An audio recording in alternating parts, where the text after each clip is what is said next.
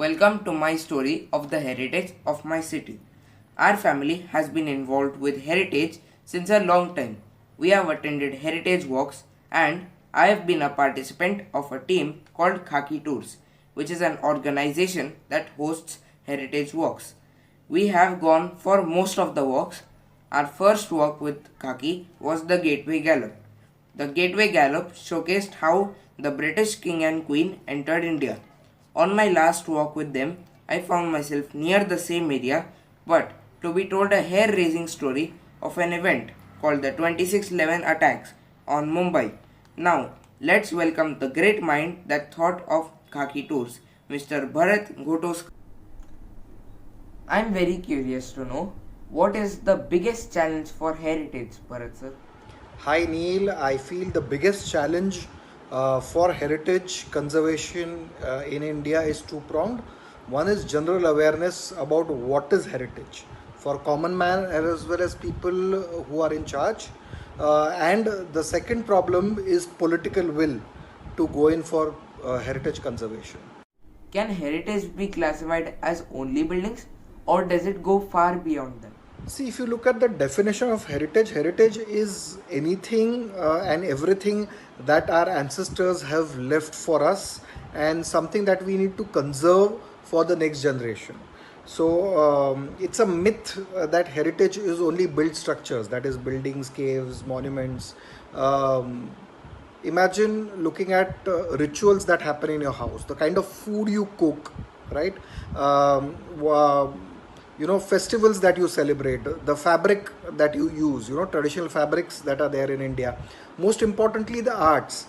And when I say arts, it's all forms of arts. It is not just it could be performing arts like dance, it could be painting, it could be sculpture, architecture itself, and there is so much more: music, filmmaking, photography.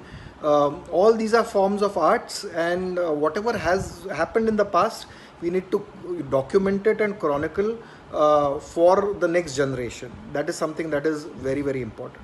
On a hot, sweltering sunny afternoon, the best place to go is the Asiatic Society with its shady trees and satisfying colors. It is a perfect place for people to get together, have fun, and study. My family had a photo shoot right here. The Horniman Circle was originally called the Elphinstone Circle. There are many types of eateries, shopping stores, and other types of places near this area.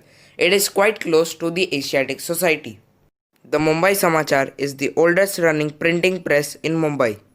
St. Thomas Cathedral is one of the first cathedrals in Bombay. During Christmas, many rituals take place here and many people come from across Mumbai to watch the rituals. On my birthday, I hosted a walk for some of my friends. Here are the places we went: Horniman Circle to see the vintage cars, Bombay Stock Exchange, CST, and many others. Last year, me and my parents went to Sassoon Dock for an art exhibition. We found many interesting things there. Since there was a spray painting workshop, I enrolled, had some fun on the wall, accidentally got my glasses spray painted, and made a new friend. Dabbling with heritage at a very young age has been a life changer for me. It has given me a different view of buildings. Sometimes new buildings are built in the place of older ones, which could have been shown to the future generations as what we had as a legacy. Newer, fashionable buildings make older buildings look small and insignificant and therefore have a higher demolition rate than before. I want the future generation to know what buildings we had in our childhood. This is why I go for heritage walks, so that I can enjoy every building till its last moment.